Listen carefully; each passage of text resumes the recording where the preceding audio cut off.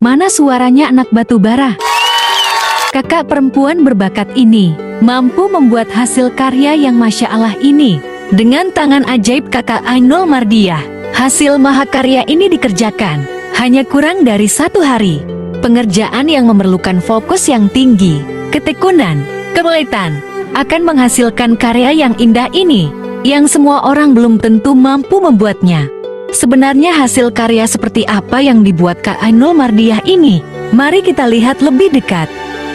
Ternyata kakak Ainul menghasilkan hasil karya indah ini melalui teknik repro. Benar, teknik repro. Teknik repro terhadap mushaf koleksi yang ada di Museum Sejarah Al-Quran Sumatera Utara. Repro secara umum sendiri memiliki definisi sebagai proses menyalin atau menggandakan suatu objek, dapat seperti gambar, teks, ataupun dokumen. Kak Ainul dari batubara ini menyalin salah satu bagian dari mushaf koleksi Museum Sejarah Al-Quran Sumut, tepatnya pada mushaf iluminasi Melayu Aceh.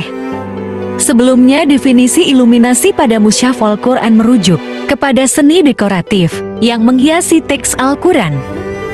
Umumnya melibatkan penggunaan warna, pola, dan elemen artistik lainnya. Tujuannya untuk memperindah halaman-halaman mushaf.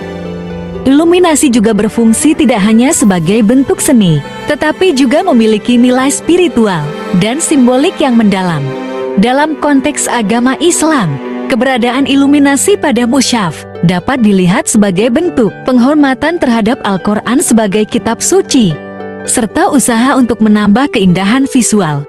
Dalam penyampaian wahyu Tuhan, repro iluminasi mushaf yang dilakukan Kak Ainul, kakak yang berasal dari Batubara, Sumatera Utara, melakukan repro mushaf ini, yaitu pada bagian awal surah Al-Quran dan diturunkan di kota Madinah, berada di posisi setelah surah Al-Fatihah, tepatnya surah Al-Baqarah, ayat 1-4.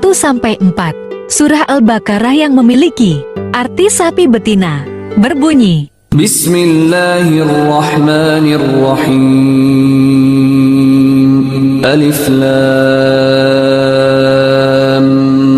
Mim.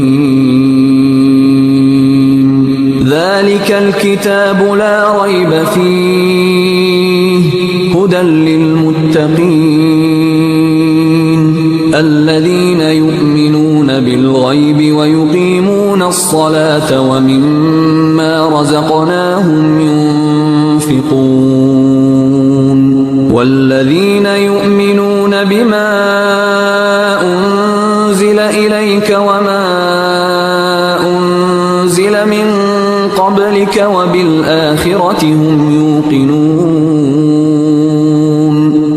Yang memiliki arti dengan menyebut nama Allah yang Maha Pengasih lagi Maha Penyayang. 1. Alif Lam Mim.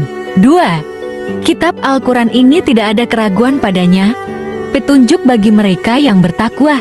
3. Yaitu mereka yang beriman kepada yang gaib, melaksanakan salat, dan menginfakkan sebagian rezeki yang kami berikan kepada mereka. 4. Dan mereka beriman kepada Al-Quran yang diturunkan kepadamu Muhammad, dan kitab-kitab yang telah diturunkan sebelum engkau, dan mereka yakin akan adanya akhirat. Sadaqallahul Azim. Maha benarlah Allah yang Maha Agung. Kembali ke ukiran iluminasi mushaf jenis ini, apakah teman dan sobat Quran tahu bahwa hasil karya ini merupakan dengan mengikuti contoh asli benda koleksi milik Museum Sejarah Al-Quran Sumatera Utara, dan ini benda aslinya. Repro yang dibuat Kak Ainul ini dalam rangka Festival Lomba Repro Iluminasi Mushaf Al-Quran Koleksi Museum Sejarah Al-Quran Sumatera Utara pada 17 November tahun 2024, dan Kak Ainul batubara dengan hasil karya iluminasinya alhamdulillah meraih juara 2 kategori putri. Kembali ke benda asli yang direpro oleh Kak Ainul tadi.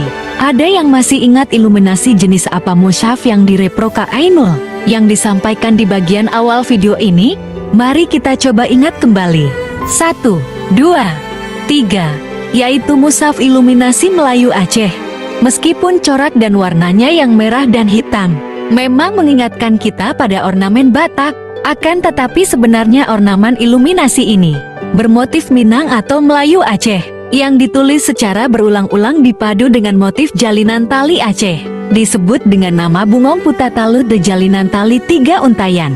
Menggunakan gaya khat naset, tetapi cenderung gaya ijaz yang biasanya digunakan untuk menulis ijarah.